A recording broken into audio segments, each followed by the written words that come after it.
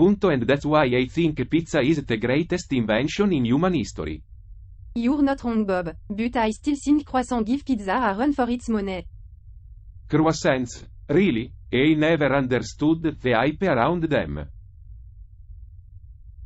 Well, you know, I spent most of my formative years in France, so I might be a little biased. Alright, everyone, quiet on the set. We're about to go live. Great, just what we needed. More of Debbie's reminders. Can we focus on the show now, Cal?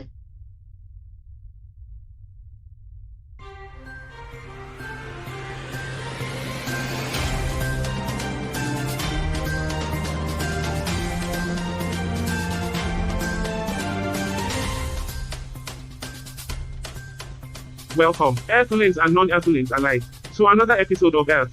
I'm your host, Charlie, and today we have a fantastic lineup of discussions and debates for you. First up, let's start with something light and breezy. Have you ever wondered what would happen if humans could fly?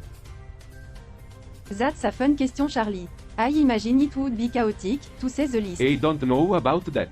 It might make commuting to work a lot easier. Okay, let's move on to our next segment. Stay tuned, because after the break, we'll be discussing the impacts of human behavior on the environment. Don't go anywhere. Hey Charlie, speaking of the environment, have you heard about the latest research on the effect of climate change on the bee population? No, I haven't. What did they find? Well, it turns out that rising temperature and change in precipitation pattern are affecting the plants that bees rely on for food. And that could have serious consequences for the entire ecosystem. That's definitely something we should discuss in more detail. Thanks for bringing it up, Alice. Welcome back to Earth, everyone. In our last segment, we talked about the importance of morning routines. Now, we're going to shift gears a bit and talk about needs, specifically, the needs of our panel members. Oh, this should be interesting. What do you mean by needs, Charlie? Well, we all have needs, Alice, whether they be physical, emotional, or intellectual, and today, we are going to explore those needs a bit more deeply. Great, can't wait. Okay, everyone, quiet on the set. We're about to start recording again. Thank you, Debbie. Now, where were we? Yes, needs. Bob, let's start with you. What do you think is your most pressing need right now? Well, I guess I could use a new pair of glasses. My current ones are a bit outdated. That's it? Your most pressing need is new glasses? What? I need them to see. Okay, fair enough. Alice, what about you? What do you think is your most pressing I need? suppose I could use some more time to study. There's always so much to learn about Earth and its inhabitants. Rifting. And what about you, Charlie? What's your most pressing need? You know, I think my most pressing need is a bit more abstract. I need hope. Hope for the future. Hope that things will get better for everyone, not just a select few. I can understand that. Here we go with the liberal propaganda. And what about you, Debbie? What do you need right now? Me? Oh, well, I suppose I could use a cup of coffee. There you have it. Folks, our panel members have needs just like everyone else. We'll be exploring those needs more in depth in the coming segments. So stay tuned. Welcome back, Earthlings. Now it's time for the challenge segment, where we pit our crew members against each other in a battle of wits and skills. Oh boy. Here we go. Bring it on. So, today's challenge is going to test your knowledge of Earth's history. You'll be asked a series of trivia questions, and the first person to buzz in and answer correctly gets a point. The person with the most points at the end of the game wins. How do we use this thing? Just press the button when you know the answer. And while our crew members prepare for the challenge, let's take a quick commercial break. You nervous? Yeah. I am not exactly a history buff. Don't worry, just do your best, it's all in good fun. Humans and their trivia games. What is the point? It's a way for them to feel superior to one another. Ah, I see. How pointless. And we're back. Let's get this challenge started. First question, who was the first president of the United States? Alice got in first. George Washington. Correct. 1 point to Alice. Second question, in what year did World War II end? Bob. 1945. Correct. 1 point to Bob. Third question, what is the capital of Australia? Alice again. Canberra. Correct. 2 points to Alice, 1 point to Bob. And we'll be right back after these messages. I hope I can keep this up. A need to catch up. Humans are so competitive. Yes, it's one of the more interesting traits. And that's the end of our challenge, folks. Let's see who came out on top. Well, that's all the time we have for this segment. But before we go, I want to address something that Bob brought up earlier. Bob, you mentioned feeling a sense of isolation and a longing for connection with your fellow humans. Yes, that's right. And Alice, you mentioned feeling a sense of disgust towards humans and a desire for a more equitable and just society. Correct. Well, it seems like both of you are feeling a sense of longing for something. Bob, you're longing for connection, and Alice, you're longing for justice. I suppose that's true. And what's your point, Charlie? My point is that we all have a sense of longing for something. And that's what makes us human. It's what drives us to strive for more, to create, to innovate. So let's embrace that longing and use it to create a better future for ourselves and for all beings. That's a beautiful sentiment, Charlie. I suppose I can get on board with that. Excuse me, but we're running out of time for this segment. Oh no, what a tragedy. Don't be rude. Well, that's all the time we have for today's show. Thank you to our panel members and to all of our viewers out there in the universe. Join us next time for more insightful discussions about life on Earth. Until then, keep exploring and keep learning. Goodbye.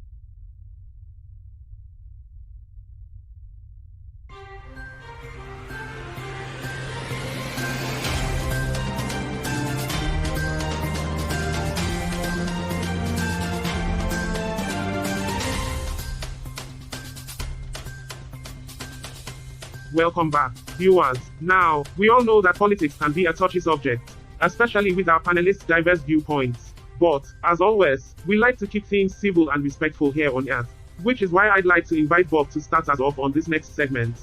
Bob, you've been very vocal about your political leanings in the past, so why don't you tell us a little bit about your views on the current state of the world? Well, Charlie, as someone who's been living among humans for over a decade, I've seen firsthand the effects of misguided policies and reckless governance. It's clear that the current administration is more concerned with pandering to special interest groups than serving the needs of the people. We need a return to traditional values and a focus on individual responsibility, rather than handouts and entitlements. Whoa Bob, you really knocking it out of the park with those original ideas. Did you come up with that all by yourself or did you have help from the ghost of Ronald Reagan? Hey now, I'll have you know that I am a modern conservative. I believe in small government, free markets, and the power of the individual. Oh, right. Because nothing screams modern like ignoring systemic inequality and pretending that everyone starts on a level playing field. Look, I am not saying that the world is perfect. But I don't think that people should be responsible for their own success and not rely on handouts from the government. Ah, yes, the old bootstraps argument. Because nothing says meritocracy like being born into a wealthy family. You know what? Fine. I give up. Let's just agree to disagree. Oh, don't worry Bob. I'll still invite you to my socialist utopia when I take over the world. Well, it seems like we have some differing opinions on this topic. We'll have to explore it further in our next segment. But before we do that, we have a special guest joining us today. Please welcome Dr. Jen Smith. Hello, everyone. It's great to Dr. be here. Smith, thank you for joining us. Now, you're a leading expert in the field of astrobiology. Is that correct? That's right. I studied the origins and evolution of life in the universe. Fascinating. Well, we'll definitely have to pick your brain about that in just a minute. But first, we're going to take a quick commercial break. Stay tuned, folks. That's an interesting perspective, Alice. And speaking of different perspectives, it's time for our next segment. As you all know, we like to take a light-hearted approach to learning about Earth and its inhabitants. And what better way to do that than by exploring some of the unique cultural traditions found on this planet? I am not sure I follow. Charlie, what kind of traditions are we talking about? Yeah, I'm curious too. Are we talking about holidays or something?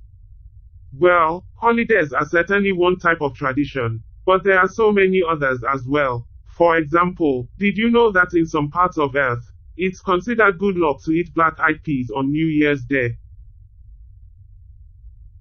Hold up. Charlie, you're saying that eating black-eyed peas is going to Whoa, bring me I've good been luck? doing it wrong my whole life. I thought eating pizza on New Year's Day was the way to go. Sorry to burst your bubble, Alice, but I don't think pizza is going to bring you any luck. Okay, but what if I eat black-eyed peas while wearing a four-leaf clover and carrying a rabbit's foot? Oh yeah, because that's not overkill at all. I think you might be taking this tradition thing a little too far, Bob. Me neither. But I've heard of other food-related traditions. Like in France, we eat galette des rois on January 6th to celebrate the Epiphany. That's fascinating, Alice. And speaking of food, our next segment is going to be a lot of fun. We are going to be trying some of the most unusual and exotic dishes from around the world. Are you all ready for this? I don't know about that, Charlie. I am not sure I am up for eating anything too crazy. I'm up for it. I've always been a fan of trying new things. Oh great, more work for me. I'll have to make sure we have enough barf bags on hand. I'm looking forward to seeing how humans justify eating some of the things they do. Don't be so judgmental, Cal. Humans have their reasons for their peculiarities, just like we do. Alright, we are back from the break. Before we move on to our next topic, I wanted to check in with Bob. Earlier, you mentioned feeling frustrated about something. Is there anything you want to share with us? Yeah, actually, it's been bothering me for a while now. As an accountant, I've seen firsthand how many small businesses have struggled during the pandemic. And while the government has offered some relief, it's not enough. I just feel like there's more we could be doing to support these small businesses and help them get back on their feet. I completely agree, Bob. It's not just small businesses either. Many people have lost their jobs and are struggling to make ends meet. We need to prioritize supporting those who are most in need. Absolutely, but what can we do? As aliens, we don't exactly have the power to change government policies on Earth. Actually, I might have an idea. I've been doing some research on Earth's economic systems, and there are some interesting experiments happening with alternative currencies and local economic networks. We could feature some of these initiatives on the show and bring more attention to them. Interesting. It may not solve all the problems, but it could help some people in need. You know, Hal, I'm not sure I trust your opinion on this. After all, you're just a mechanical being with no emotions. Well, Charlie, at least I'm not a narrow-minded human who can't see beyond their own selfish desires. Whoa, calm down, Carl. We don't need your nihilistic attitude right now. Yeah, Bob's right. Let's focus on the issue at hand and not get distracted by Carl's lack of empathy. Alright, let's move on to our next topic. It seems like the government wants to regulate every aspect of our lives these days. And it seems like some people want to ignore the fact that regulations are necessary for a functioning society. But I guess you'd rather have companies pollute air and water just so they can make a profit. Right, Charlie? Hey now, I never said that, but I also don't want the government telling me what I can and can't do with my own property. Well, maybe if you weren't so selfish, you realize that the environment is everyone's property. We all have a stake in making sure it's protected. UGH, here we go with the holier-than-thou attitude again. It's not about being holier-than-thou, Charlie. It's about being responsible and looking out for future generations. Alice, I don't think you understand how businesses operate. If the government starts regulating every aspect of their operations, it'll stifle their growth and hurt the economy. I don't think you understand the long-term consequences of ignoring environmental issues. We need to strike a balance between economic growth and protecting our planet. Excuse me, I hate to interrupt, but we're running out of time for this segment. We'll have to continue this discussion in the next episode. Debbie, shut up. It's about time. I can't stand hearing humans argue about their petty issues. I find it amusing, Cal. It's fascinating to see how emotional they can get over their beliefs. Well, that's it for today's episode. Join us next time as we continue our discussion on government regulation and the environment. Thank you for tuning into Earth. Welcome back, everyone. We've had some fascinating discussions today about the nature of humanity and the possibility of extraterrestrial life. But now it's time to move on to our final segment of the day, where we take a closer look at some of the bizarre and humorous stories that have been circulating around the internet. Oh, I love this part of the show. It's always good for a laugh. I'm not sure I'll find anything humorous after some of the topic we've been discussing today. Well, it's always nice to see you in such a cheery mood, Alice. Humans are such strange creatures. They can be discussing the fate of the universe one moment, and then turn around and laugh at something completely trivial the next. And yet, that's what makes them so interesting. Alright, let's get started. Our first story comes from the United States, where a man was caught on camera trying to steal a car with a hammer. Or maybe I just wanted to see if I could turn the car into a hammered one. It's just ridiculous. Humans never cease to amaze me with their stupidity. Well, I'm sure he had a good reason for it. I doubt it. Our next story comes from Australia, where a woman accidentally glued her eyes shut while trying to fix her false eyelashes. That's just ridiculous. Is she okay? Yes, fortunately, she was able to remove the glue and her eye is fine. Well, I'm sure that was a learning experience for her. Humans are always finding new and creative ways to injure themselves. And yet, they managed to survive. And for our final story of the day, we have a video of a cat playing a piano. That's more like it. Now that's something I can appreciate. I'm sure the aliens watching this are thrilled to know that humans have such sophisticated entertainment. Perhaps they'll learn to appreciate the finer things in life. Or they'll decide to stay away from Earth altogether. Well, that's all the time we have for today. Thanks to our panelists for another great episode of Earth, and to our audience for tuning in from across the universe. We'll be back next week with more discussions, debates, and of course, some light-hearted humor. Goodbye for now.